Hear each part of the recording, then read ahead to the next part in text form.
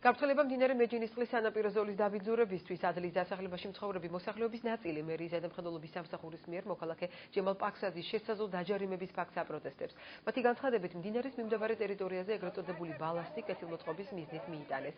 ამ საკითხებზე მოსახლეობამ ხალხის პარტიის ბათუმის მერობის კანდიდატთან ჯუმბერ თაბართქილაძესთან შეხვედრაზე ისაუბრა. ადგილობრივები ასევე მოითხოვენ მეეზოვეებმა ქუჩა დაასუფთავონ.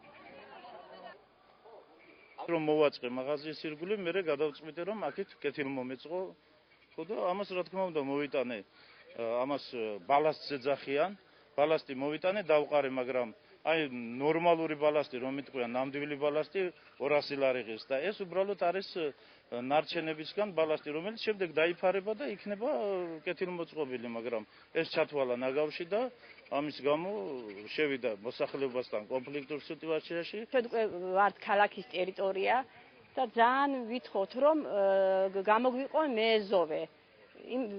თორემ ჩვენ მოსახლეობას იძულებული ვართ მის ახლოს ცხოვრობთ მდინარესთან, რომ ჩვენ თვითონ დავასუფთავოთ. ამ შემთხვევაში ადამიანმა რომელმაც მოაწესრიგა მისი ეზო კარი და ამის გამო აჯარიმებ და მას ეუბნები რომ სასწრაფო წესით თუ იმ მოწესრიგებულს არ დაშლი დაგაჯარიმებ. ეს არის აბსურდი, ეს კიდევ ერთხელ მიგვანიშნებს იმას, რომ დღეს ქალაქ ბათუმის მერია დაკომპლექტებულია ნაციონალური მოძრაობის აქტივისტებით.